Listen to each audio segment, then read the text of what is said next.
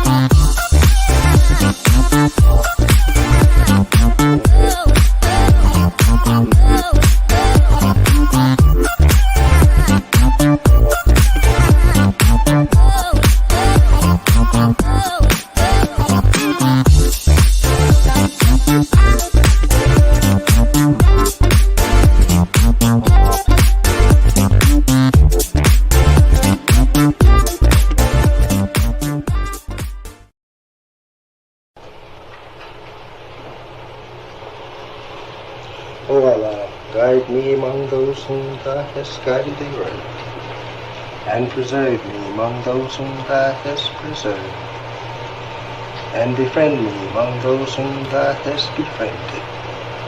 Bless me in whatsoever Thou dost grant me, and deliver me from the evil of what Thou hast judged. Surely Thou judgest, and none can judge against Thee, and he whom Thou befriendest is not disgraced.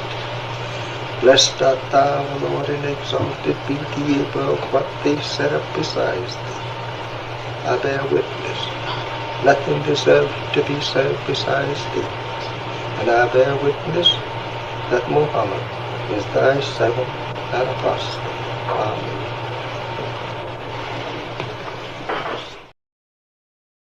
The Honorable Elijah Muhammad taught us that history develops the springs and motives of human action, which display themselves most powerfully in the destiny of man.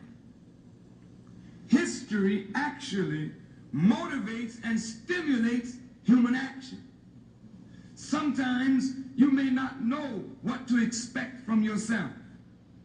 But if you only could read the autobiography of someone from among your people who has achieved, then that tells you what is possible to do.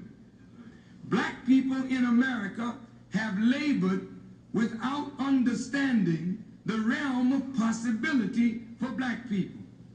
And because we don't know what is possible for us as a people to achieve, we labor under the misconception that the accomplishments of Caucasian people should be our guide. And as a result, we keep on trying to be like them rather than trying to be ourselves. This is a result of being robbed of history.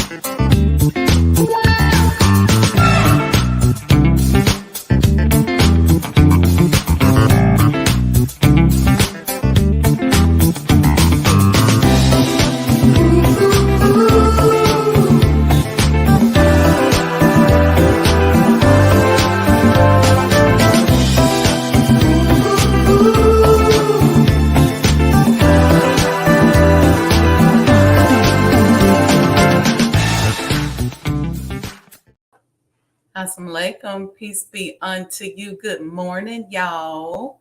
Happy Friday. Happy Friday. Welcome to Sajdah's Morning Coffee Talks, where we talk about life, love, and business. Um, you know what I don't like anymore? I hate that they don't let you play music, on YouTube or on your Instagram. Wouldn't it be fun to just jump on here and do like album reviews?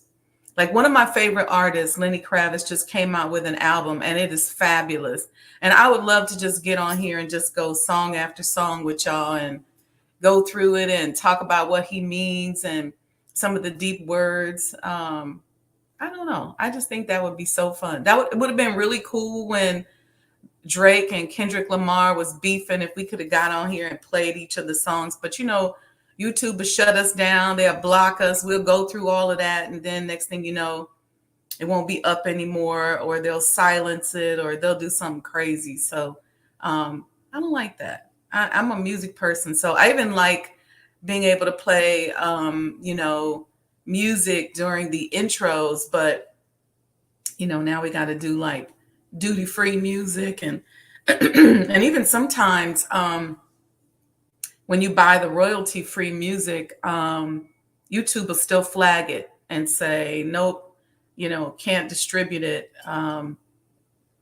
They got a problem with my site because of the prayer at the beginning, but I said, you know what, you're not going to please everybody, so we got to make stations like this and opportunities like this go viral in and of itself. And you know what? I'm drinking coconut water this morning just to begin the Unity fast with it. So those of you, I don't know who's fasting with us, but we got a 3-day Unity fast happening, which I think is good. It's always good for us to do something to unite us. And fasting is a great way to just kind of get your discipline back in order. Because sometimes you may find yourself on a little creep mode. I had a bagel this week early in the morning. And so I was like, yeah, time to fast. Bring it on in. And then what's weird about me is that I'll eat the bagel and then I won't want to eat for the rest of the day. And I'll skip the dinner and then it gets all off. So fasting is a way to get back on the right rhythm. Yeah, I was going to say that with, these kind of podcasts that are taking the listeners away from an algorithm that is one that advertisers like, as opposed to one that encourages us to accept our own, love ourselves, do for self, they're not that popular. So you guys got to make it go viral. You got to tell people about it. I was just kind of studying some things the other day, and after we had the conversation about the segment of the message to the Black man that said, first, love yourself. And and feel free to put some questions. It's going to be a free-for-all show. So anything you want to talk about from last few weeks, whether it's, love bombing in business, if it's loving yourself, accepting yourself, any business questions, put them in the chat. This is a time y'all can get some free coaching and consulting right here live if you want. Or just put some questions in there, something you want me to expound upon. But that concept of first love yourself. And I was thinking about how hard that is. And some people would say, I love myself. I take care of myself. I treat myself. But do we do those things because we are seeking some form of comfort and we're stressed? So some people say, I love myself. I feed myself. Well, is that because of diet? Or is that because you are stressed?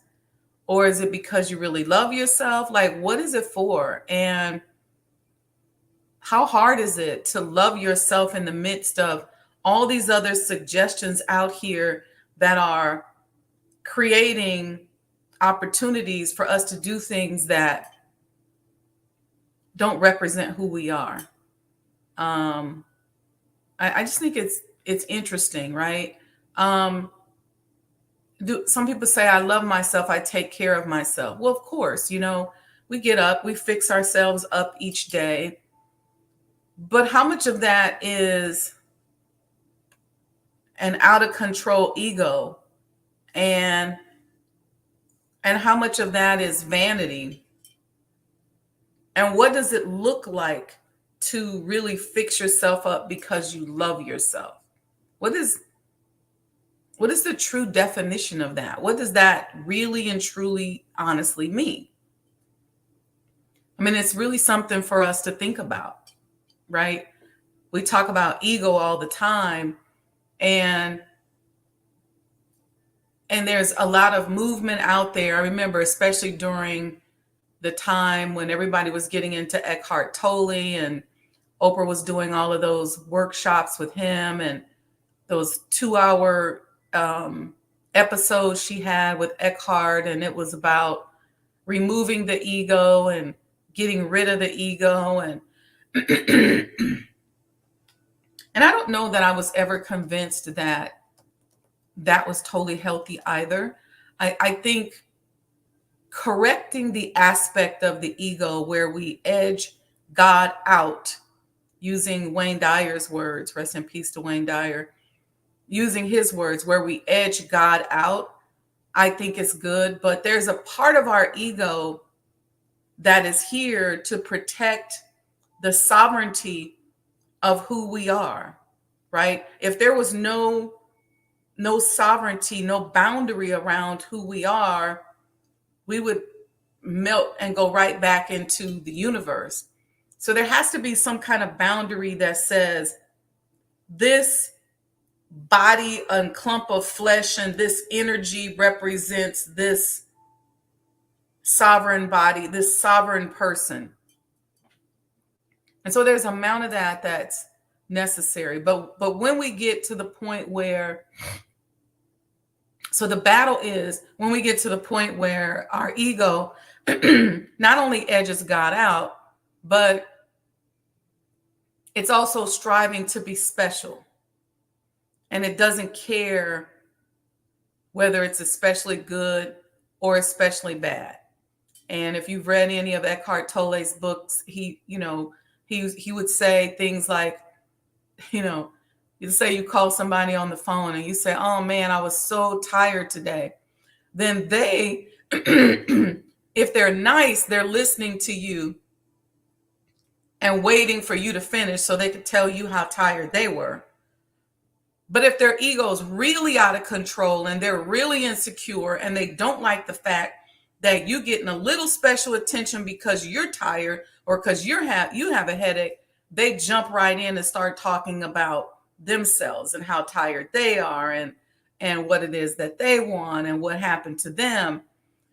When you find yourself doing that, and usually when I see people doing that, I dial back because I don't want to get into a situation where I'm battling for space in the conversation.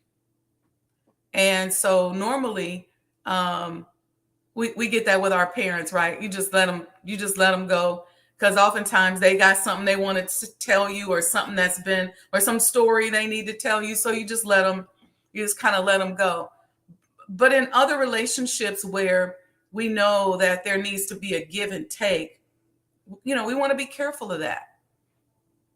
So that kind of egoic work and that kind of ego is not good, because I look at conversations, and if somebody chooses to reach out to me as something very spiritual, as a spiritual connection, I look at everything like that. And so sometimes I know that person may have needed to reach out to me because they just needed a sounding board. They needed my energy in that moment. Sometimes the person reaching out to me is because of something that I needed, in that very moment. And so I try to be very respectful of the, you know, going back and forth in the conversation, but that happens to us a lot. So ego, that ego part of it where we just kind of got to jump in and take over because we're insecure, we're worried, we don't want to let the person talk, we're afraid of what they might say. Um, but I think we need to make room for that kind of stuff. We got to make room for healthy ego and being healthy in our relationships, and making sure that a person gets an opportunity to express to us. You ever notice when people are depressed or they're contemplating suicide, that when it happens, or maybe when it's over with, most of the people that are close to that person say, I had no idea. I had no idea that they were thinking like that. I had no idea that they didn't feel good, or I had no idea. And oftentimes the ego wants to go, well, you all right? How you doing? But sometimes just settling back in the pocket and listening can really help and be a sounding board for that person. And I think the reason why, a lot of times, especially in our community, a lot of these types of mental health challenges go unnoticed because we are so ego driven and we're so quick to make everything about us that we forget about the other person. We forget to listen. We forget what they're going through. Some of us never reach out to another person. I was coaching somebody the other day, and she said, my children, they don't, how did she say it? I think we were talking about, she said sometimes she wants to engage with people. She was going through some loneliness. And I told her, I said, look, I totally understand that. I've been through that. I said, but do you have people that you reach out to? And she said, I don't call folks. If they don't call me, I don't get into it with them. And I was like, wow. I said, so how much more isolated do you feel? And even unhealthy can you become if your mindset is you don't reach out to people? And so I asked her, I said, so you don't reach out and engage with anyone? You don't look for anyone to have a relationship with, to have a conversation with? You don't have anybody, not even your children or your family member? And she said, no. And so she was sitting here in her house and she was saying how nobody reaches out to her, but she never reaches out to anybody either. And so we had to go through what that process means.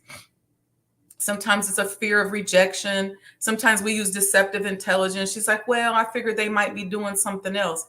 Yeah, but if you're in a relationship with someone, whether it's a friend, a family member, if you reach out, then they got to know it's because you need to talk, or maybe you just want to talk. You want to see what's up. You just want to connect. So some of these healthy interpersonal relationships, I don't know what happened to them. A lot of it, I think, is because we're just not communal anymore. And I just can't stand that. We act like, we all got to be, I keep going back to this statement of this rugged individual where we don't reach out, we don't build any relationships. And then we wonder why a lot of critical information doesn't get passed, exchanged between us, whether it's intergenerational or interpersonal. We just miss a lot of those interactions because we don't take the opportunity to reach out. Everything's one-sided, and that's ego, right? That's ego that's going, well, look, if they don't call me, if they don't mess with me, then I don't da da da da da. And okay, you may need to find that safe space because maybe some people are rude. Maybe some people are like, why are you calling me? I don't want to be bothered. And that's okay. But I think we have to find a way to nurture relationships with one another where it's a two-way exchange. Because if we're not authentic in our relationships, then guess what? We can't really truly be authentic in our love. And as I was telling the sister that I was coaching, I said, if your mentality is you don't call nobody, you don't reach out to nobody, then that means that you're all about what that person can do for you. And you're only in a relationship with them to the extent that they do something for you, whether it's call you, whether it's come get you. She was saying she likes it when people come and get her and take her places and stuff. She's older. Um, I said, yeah, but you've been on the planet for a minute and you got a lot of wisdom. You know, why not reach out? Why not reach out and just say to somebody, hey, I just wanted to tell you I loved you. I think we got to find a way to return to that vulnerability and stop being so afraid of getting our feelings hurt or being so afraid of bothering someone. I mean, at the end of the day, you're getting your feelings hurt anyway. So why not take a chance? But we got to stop giving up on love. That, to me, that's really what that's a sign of. We give up on love and we've given up on relationships. We've just given up. And I think we need to return to that. We need to return to love. We need to return to relationships where we can just go somewhere, go to a park and sit down with a friend and just talk. You know, go to a dinner and sit down with a friend and just talk. Stop by a friend's house, you know, make a cup of coffee and just talk. You know, have somebody come by your house, ring the doorbell, you whip up some food and you just sit down and chat. We're missing that. We don't do that anymore. Let me see what y'all saying in the chat. Okay, let's see. I saw Sister Betty. I saw Mom here. Sister Monica says, Assalamu alaikum and blessed and great Friday all. Wa alaikum salam to you too, ma'am. I see Nubia Latifa in the house. She gives us the greetings. We return them to her and say happy Friday. Sister Monica says, I like that. I am unapologetically self-inclined in this dispensation of my life where I feel misunderstood, especially by my family, but am unmoved and make progress with long achieved goals. Say more about that, Sister Monica. Unapologetically self-inclined. What does that mean? And then you said to where you feel misunderstood, especially by your family. Talk to us about that means. But you're unmoved. So they misunderstand you and you're unmoved by it. And then you said that you make progress with long unachieved goals. There's a lot in that, sis. Break that down for us in the chat. I'd love to expound on that for you. I want to know what unapologetically self-inclined means. I want to know about being misunderstood and how you feel misunderstood. And I want to know what making progress with long unachieved goals mean. Tell us more about that. Let's talk about it. I think somebody else probably can benefit from that. Yeah, Brother Troy says, I just learned to stop battling for space in a conversation. Yeah, that's a communication technique. A lot of times we're talking, we're listening, waiting for our chance to get in, or we don't let people talk. We just jump in and there's this constant, let me just tell you, da da da da da da da.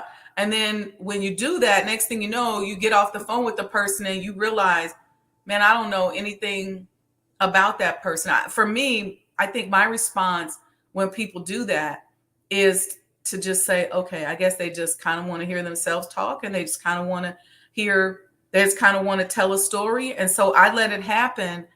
And then that person ends up not being an emotional sounding board for me, or just that person. I love conversations where we can just dive into each other's mind and talk about experiences and share, because I like to learn from other people.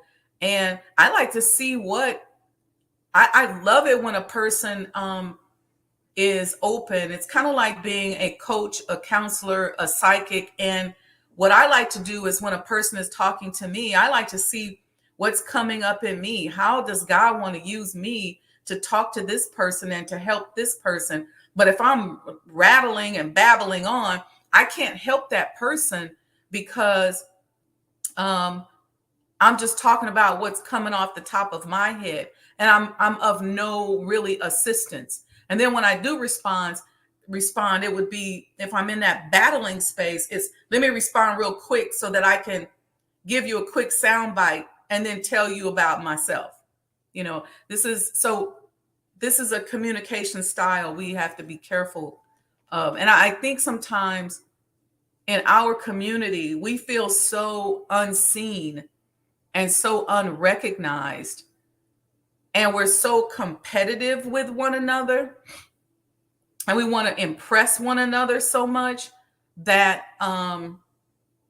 that's why we're always battling in the conversation, and over talking and over, you know, I won't say oversharing, but just over talking and bulldozing over the conversation because we have those insecurities. Okay, we got Sister Dawn in the building. She sends the greeting and says, "Good morning, family." Brother Ronald said, "Merging dialogue is a term used for not interrupting in a disrespectful manner." Yeah. Not interrupting in a disrespectful manner. I agree with that, Brother Ronald, but also leaving space for someone to respond. So the question becomes, are you in a conversation or is this a soliloquy? And sometimes it's okay, you know, right? Sometimes it's okay. Sometimes, especially in our community, when our friends and family members get a little older, they just want to talk and tell their stories. And so you have to let that happen too, because that's just where they are. That's just the space that they live in that moment.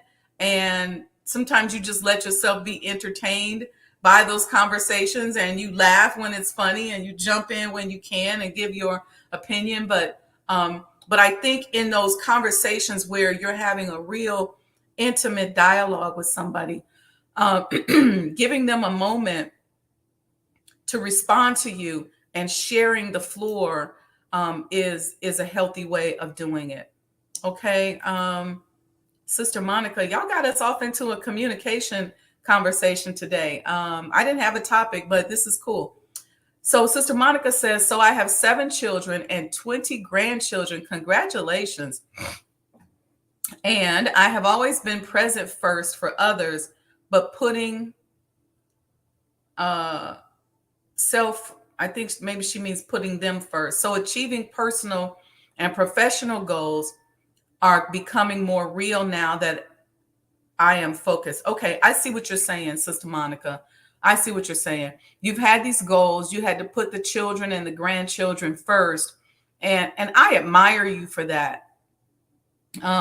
Unfortunately, there's not a lot of people nowadays, Sister Monica, you are to be commended, who put their children and their grandchildren first. I mean, that is to be commended, because a lot of people say they put their children first, and they say that because they go to work and they pay the bills and stuff like that. But how many times are they really sacrificing for the benefit of the children, or is it for the benefit of their ego? You know, this happens with children too. But then the grandchildren, a lot of people nowadays are not into their grandchildren and do not have relationships with their grandchildren. And I think that you are a blessing for that. I also understand that now achieving your personal and professional goals are becoming more real. And now you're focusing on yourself. And I think that that's okay too. I always say, doesn't matter, you know, nowadays, you know, you got people at 35 and 40 who are grandparents. So age, we got to get out of this thing about age nowadays, because of the way our lives are oftentimes so linear. You know, we may be 45 or 50 before we really even start knowing who we are and even have an opportunity to pay attention to ourselves. And if we buy into this pop culture narrative where, you know, if you're 45 or 50, it's too late for you to do certain things, let alone if you're 70, then you'll never do anything. That model is designed for, that's like for breeding. in slave days. You want to make sure that you got the young ones up front because you want to breed them. You want people to come to your plantation and breed with your slaves and your horses, and you want to go shop around to other plantations and breed with their slaves and their horses. And we've just continued that throughout our society, not just among Black people, but this is a very old colonialized way of looking at things. Now, I heard the Honorable Minister Louis Farrakhan say, you don't even really know who you are until you're 50. And life begins at that point, especially if you've had a very linear life, like Sister Monica's talking about, where she had 7 children, 20 grandchildren. She had to focus. She had to put some of her personal goals on the back burner. And so now, after having the children and now waking up and going, hey, I got some things I want to do for myself. It's a beautiful thing, let me tell you, to be at this age now and to know what it is that you want and to be clear about it and not have things swaying you from one way or another. It's a beautiful thing, but I would say we got to get over this age thing. It's really an illusion, because it used to be that you would have people at certain ages getting certain diseases, and then that was an elderly person's disease. But working in healthcare, I see people as young as 30 and 35 years old having strokes, lung cancer. It's unfortunate, but if you let pop culture put age on things, you'll never do anything. So I congratulate you, Sister Monica, for now focusing on yourself and just shifting your focus. And I also think it's important for your children and your grandchildren to see you winning and achieving. I think we forget that because so many of us watch our ancestors, our parents, our grandparents just not win at anything, not doing anything, not achieving anything. And I think it's important to be an example. And I think it's important to figure out what kind of example you want to be to your children and your grandchildren. And somebody who's focusing on personal and professional goals can be a beautiful example for your children and your grandchildren. Kashif Muhammad says, Assalamu alaikum. Is there any books that speak about the life of the mothers of faith, such as Mother Clara? Wow, it's funny you brought Mother Clara up.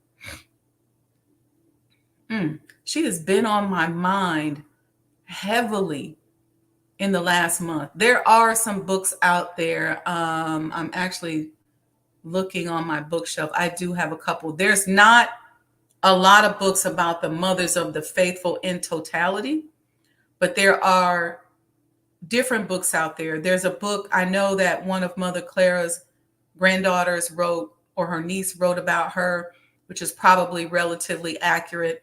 There's a couple books on women in Islam that are written by people outside of the nation, which is not accurate. So one of the things that I'm focused on doing with the Honorable Elijah Muhammad House Museum is really telling the stories of the women and the mothers of the faithful. Oftentimes, women are left out of religion. We have a way that in this society where we write women out, write them off. It's been going on since before Mary Magdalene. You remember, if you guys remember the Women of the Bible series that I did, most of you had never even thought about those women in that way. It's still here on the site on YouTube. But in reference to Mother Clara, I literally had a dream of her, which I won't tell right now.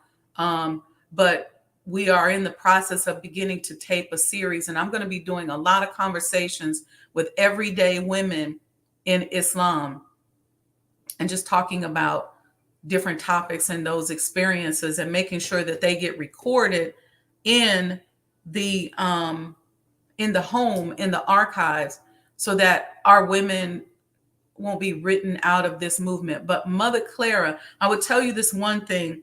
I can't tell you about the dream that I had. But I was going to name the kitchen in the Honorable Elijah Muhammad House and Sajdah House after Mother Clara. And I told the minister that.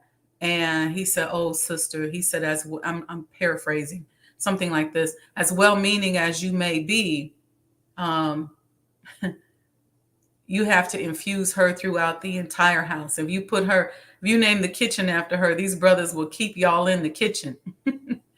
um, and I have been praying on how to infuse her throughout the entire house and how to make sure that her presence is felt and that she's recognized.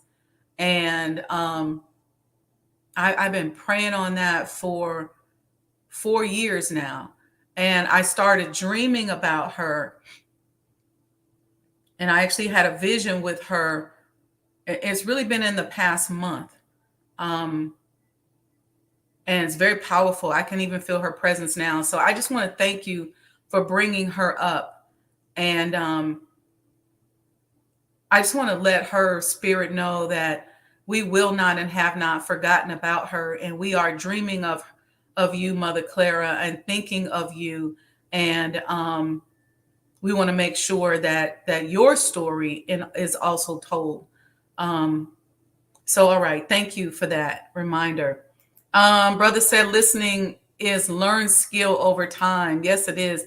You know what? I learned that skill. I learned it when I became an emotional intelligence coach, because there's certain ways that you're taught to listen as an EI coach that help you to extract emotional patterns. And so you learn to listen in a way to help others, which sometimes for me has been to my detriment, because when I need to talk and when I need to share, I don't always do it, because when I'm talking to somebody, I'm always listening to see how I can uplift and redirect patterns and help them.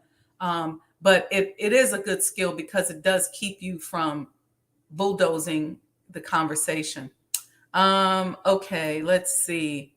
Sister Dawn said, I totally agree with your analysis of the communications in our community. This is so true. Yeah, we got to work on our communication skills.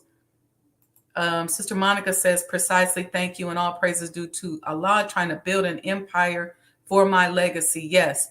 And inshallah, sis, you will be a shining example for not only your children, but your grandchildren, your great grandchildren, and others who are looking at you and seeing what you accomplished in the face of whatever challenges that you have. You are a powerful person and a powerful being, and you deserve to leave your mark here on this earth. And I support you as you begin your empire and define your legacy. Brother Kashif says she's been on his mind too heavy. Yeah, I don't know. But Mother Clara has definitely been very profound in my mind.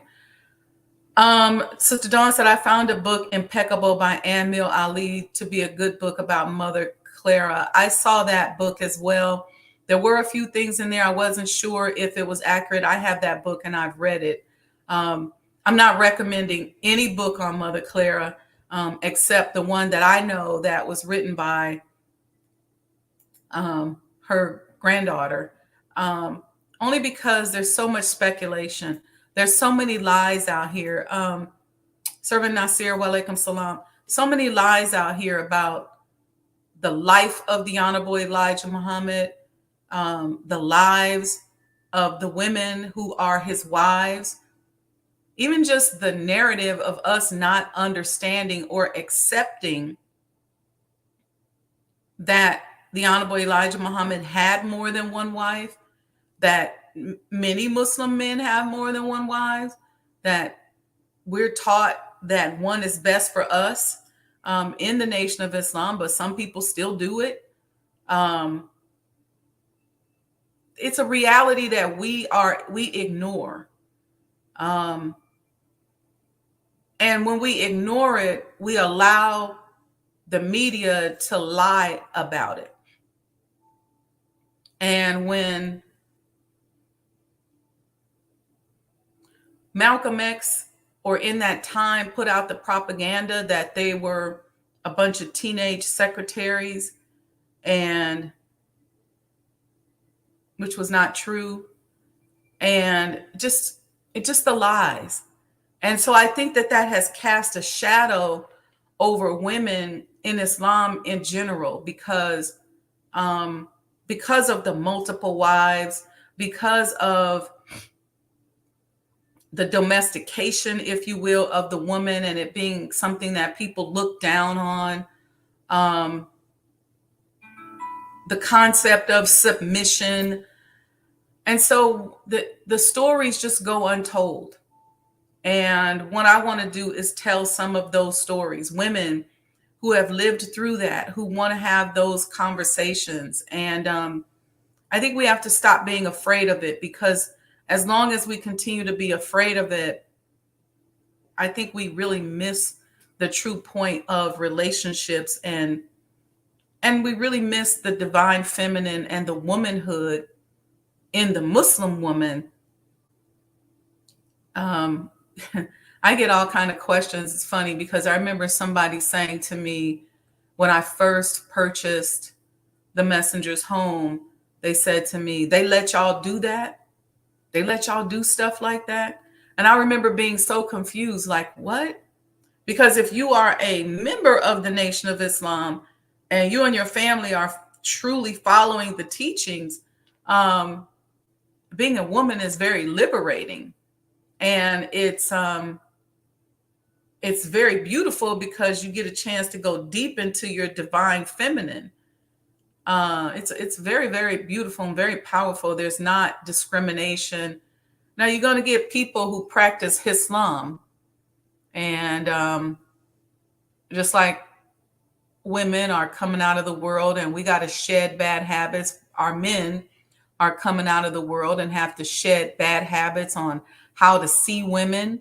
Um, some men are coming up out of pimping and they come into religion and keep pimping in some certain form of fashion, but that's not what that domestic life, I don't even like that phrase, domestic life, but that is not what the life of the Honorable Elijah Muhammad is about. And honestly, I think that even before we actually tackle that um, in our series that we're recording, having conversations with women so that you can feel and touch the lives of women in this very highly spiritual movement is important before you even get to that part. Because a lot of people don't even believe that we as Muslim women in the Nation of Islam are highly spiritual. You know, people like to put the politics slant on it, and they want to make us political. They want to make us just totally militaristic. There's a military structure, but the spirituality of especially women in Islam is very high. You have, and I'm going to tell you this, and you may not know this, but you have some of the most spiritual and divine women in the world who are members of the Nation of Islam. And we're going to share that with you. We're going to show you that, because a lot of people, don't, they don't believe that, and they don't know that. They think we're a racist organization. They think we're a discriminatory organization, you know, because you see the minister defending us as a community against other communities that have taken advantage of us for years. We get that label and that stigma put on us because of his defense, which really, in a sense, kind of backs these people up off of us a little bit. So people like to see us and go, "Oh, shoot, they must not like white people. They must not like Jewish people. They got," and there becomes this whole thing, this whole narrative that, believe it or not, we don't even talk about that in our self-improvement classes, in our studies. Listen, the majority of our time as Muslims in the Nation of Islam, is trying to undo the behaviors, the lifestyle, the unravel the mindset, and change the trajectory of our lives that was set by us having been slaves. That's the majority of what we spend most of our time on. Self-improvement is a big part of it. It's why a lot of people can't join the Nation of Islam, because they don't want to deal with the discipline. That mirror coming up in your face is a scary thing. I remember when I first joined the Nation of Islam, I had to get used to looking in that mirror and looking at all the things that I needed to work on that were epigenetic. I'm talking about things that were passed down through my family that I had to really, really dive into and work on. And it can be ugly. Admitting certain things to yourself, dealing with things that you've done wrong, learning to live a different lifestyle, to be more, to be cleaner, to be more respectful, to finding a healthy way to exude love in a world where you're not necessarily loved. This is a big part of the discipline. So you see us eating a certain way, you see us living our life a certain way. There's even instructions and ways of life down to how we talk to one another, how we refer to one another, things we don't do to one another, like gossiping and slander and slack talk and some of these other negative behaviors. This is a big part. And so that mirror being in your face and moving away from those things that are so popular in pop culture. And because we live in a world where you can get paid if you engage in these behaviors, it makes being a member of the Nation of Islam even more challenging, because literally, because you don't eat pork or you don't go to the Christmas party, people may not want to hire you. I mean, it's really an interesting thing, the battles and the things that we face, because we just want to be better. We're not violent. We're not haters. We don't go around treating people negatively. If you've ever done business with any one of us, if you've ever done business with the Honorable Elijah Muhammad or the Honorable Minister Louis Farrakhan, it will be one of the most pleasant experiences that you more than likely can share. I meet people all the time of different persuasions, Jewish people, Arab people, Hispanic, Irish, Italian, who said, "Oh, I used to do business with the Honorable Elijah Muhammad. It was such a pleasure." Who said, "You know what? I was at his house there for a business meeting. And man, he was so hospitable."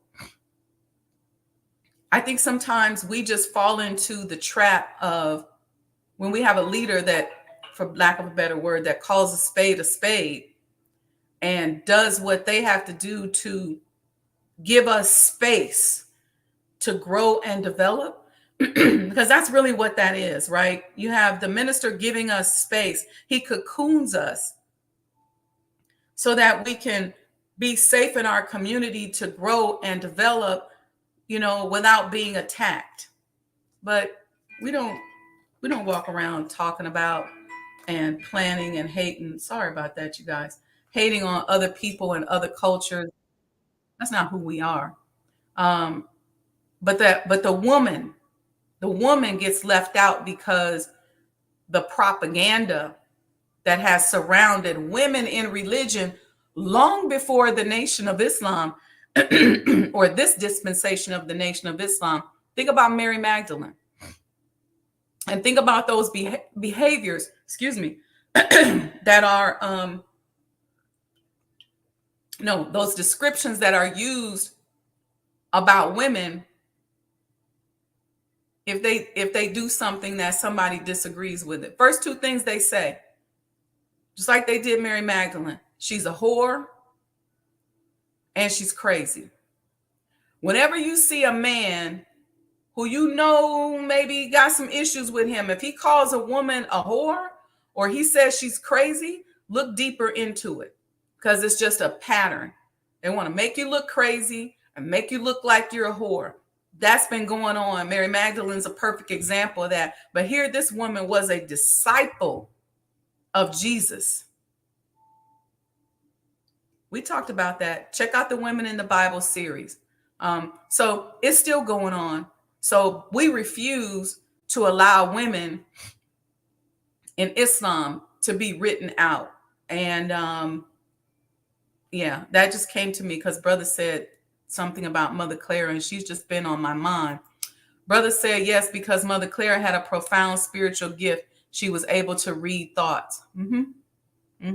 I did not know Mother Clara. I was, a little girl when she passed away. And I wasn't a member of the Nation of Islam, but let me tell you, I can feel her spiritual gift.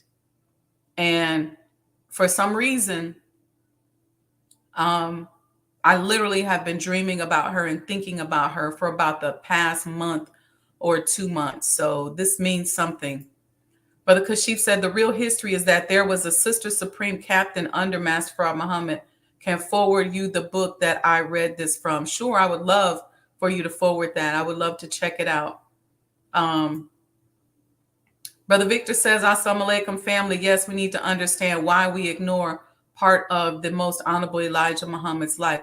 We ignore it, I think, because there was a stigma attached to it by the press that has filtered down into our community. We don't want to admit it, but that stigma ignited the pain, and there is some pain associated with it, especially within the family. And we ignore it and we don't explore it, but it's a big part of our growth and development. We ignore it so much that we tend to ignore most of the sisters. You see that prayer that I play at the beginning of the show, and you see all the sisters who are working with the Honorable Elijah Muhammad there at the table. I challenge anybody to give me the names of each and every one of those sisters. Most of the time when I find pictures of sisters from the first rise, and I say, who is this sister? People can name the famous ones like the captains and things like that. But most people can't name every sister. Some people from certain generations can say, oh, that's Sister so-and-so and Sister so-and-so. If it's 5 sisters in a picture, they maybe can name 2 or 3, or they'll say they forgot 2 of them. Even so much so that as women, we forgot ourselves. And this became so important. Sister Aletha's not on here today, but she said something to me maybe about 2-3 years ago that I thought was very powerful. She said, she said, it's important that we honor those sisters. She said, because even the work that we did during this part of the build of the Nation of Islam will be written off and forgotten if we don't talk about it and if we don't share our stories. So, yeah, it's important. Sister Nubia says, you go, Sister Monica. I've been able to speak recently on both the lives of my maternal and paternal grandmothers. Even when you feel unappreciated at times, they see you. That's so beautiful. Very beautiful. Sister Dawn said, yes, ma'am, I bear witness that I have met the most spiritual women amongst the sisterhood in the MGT and GCC. That's right. But people don't know that, Sister Dawn. They don't know that. They think we just around here. I don't know what they think we doing, to be honest with you. I really think that most of them think that we're abused. We're forced in relationships. I'm not married. And I've had people ask me, well, why would you be in a nation? It just spoke to me about the misconception that they have about our nation. Trust me, you couldn't have told me when I was 20 years old that I wouldn't have had 4 or 5 children by now, run around with little headpieces on. By now, I should have some grandbabies with some little headpieces and bow ties on. You couldn't have told me that wouldn't have happened. But that's just been the trajectory of my life. Blessed for me, the minister told me that that I will be getting married, so this won't be the rest of my life. But um, it's a spirit. It's because it's a spiritual journey. I'm saying it that way. So there's sisters like myself who um, work very closely with the Honorable Minister Louis Farrakhan, and was able to go deeper into our spirituality, um, just because of, at such a young age, us working in certain capacities and having to dig deep because we maybe didn't have the knowledge of how to work and how to build a nation and how to be at that early stage of the resurrection on this side.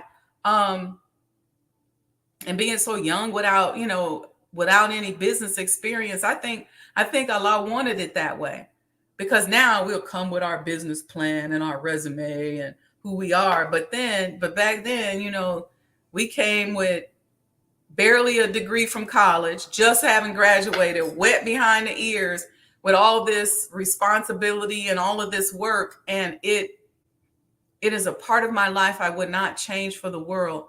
I'm so grateful for it.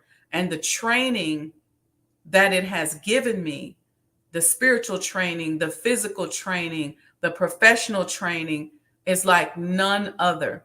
It's like I got a doctorate degree that they don't give out no more. And I'm so, so grateful. There's a few of us that have them. I'm just grateful for it. And it just put me on a spiritual journey, so that my life for or the project trajectory for creating my life, if you will, became a spiritual one, and not one that just says, okay, time to get married, check, time to have children, check, time to do this or that, check, check. It wasn't intellectual. It's a highly, highly spiritual journey. And I made a decision at that point that because I did go through a period of time where I was trying to do the check, check, check thing. But I made a decision way back then. And I said, you know what? I'm going to ride this spiritual journey. And however long it takes is however long it takes. And I remember saying to Allah, I submit to you. And I'm gonna ride it as fast as you want it to go, as slow as you want it to go, whatever turns you want it to take. I'm gonna ride it, and I'm gonna submit, and I'm not gonna care what other people think about it. I know there will be people who like me and love me at this stage of it, who maybe don't like or love me at the next stage. And I just decided that I was going to go with the flow. And so when Allah started moving me around the world, and he started moving me around the country, and then moving me around the world, and putting me in different spaces and places, and where I would find myself looking around going, I didn't even know this existed. Um, I felt like I was submitting properly, even down to where I am today. Um, and don't get me wrong, it's painful when you're going on that roller coaster ride, right? Because you're like, man, I like it over here. It's time to go. Um, but it just is what it is. But I made that decision a long time ago, and that whatever would come into my life, relationship or whatever, had to be on that same spiritual trajectory, or something that Allah would use to, get me to that point. And don't get me wrong, it has always been a situation. I grew up as a little girl with a mother and father in the house, and believing and expecting certain securities and certain safety nets, that when I gave my life to Allah, when I looked down, There's no physical safety net. It is definitely metaphysical. And the safety net is belief and faith. So a lot of people couldn't do that. But anyway, I didn't mean to talk about that. Let's see. Sister Monica said, thank you, Sister Nubia Latifa. I believe they are becoming more aware, the more I stay focused and experience wins right before their eyes. Yep. So shout out to each and every one of you. I know Sister Dawn's babies just graduated, and many of us have milestones that we're going through, and it's a beautiful thing. It's so beautiful. So don't forget, you all, if you like these conversations, please send a love offering. Cash App Sajdah Enterprises. I got a baby that's been in the birth canal for a minute, y'all. It's called Sajdah House. Help us give birth to that. Get a coin, make a donation, just support. This has been a journey, and we're taking a little turn right now, and we got some things coming up that I want to share with you when we're ready to make the announcement. But I will tell you this much, that I have a better insight into the life and love of the Honorable Elijah Muhammad because of this project. There was a way in which I thought that people would love him. So we banked on certain things, right? Like coins and sponsorships. That hasn't come through. And then there's spaces and places where I thought he would not be loved, like even in certain government or organizational structures where there's an angel there that says, I love the Honorable Elijah Muhammad. I love what he stands for. I love the self-improvement. I love the community development. That I didn't see happening or coming. So I have a much deeper understanding of it now, and how people love and what they say. But I think most importantly, I have a deeper understanding of my own love for the three of them and what I'm willing to do for them and sacrifice for them in order to be able to show the world who they are. And I was just like, hey, this is revelation is what it is for me. So I'm gonna go because that's about to make me cry, and I'm not trying to cry on here today. I meant to laugh. I wanted to tell some jokes, but y'all got me into a serious conversation. We went from communication to Mother Clara to women in Islam to spirituality in Islam. But that's what Coffee Talks is about, right? The idea is if we're sitting, on the porch at my house having coffee early in the morning, what would be the trajectory of our conversation? Sometimes we'll be topic driven. Other times we'll be like this, where we'll just talk about what we share in the chat.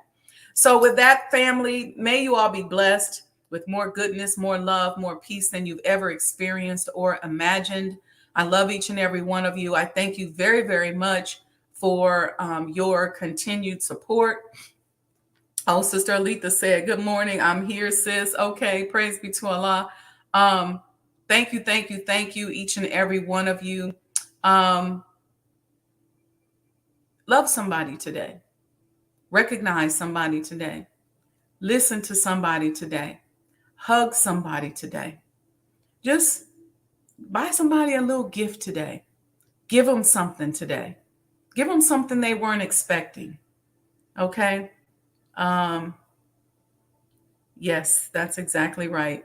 This is truly serious time. Smile heavy, squeeze, and laugh. That's exactly right.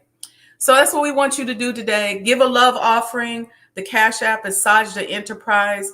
Support the network. Be a safety net for your sister. And we'll work to bring more and more content. I think you all are going to be very impressed and very excited about the upcoming content that we're currently working on. And I'll see you all, inshallah, tomorrow on Saturday morning, 6 a.m. for the Sajdah Morning Coffee Talks. All right. See you soon. And remember, if you need me for coaching and consulting, just go to book sajdahwendymuhammad.com.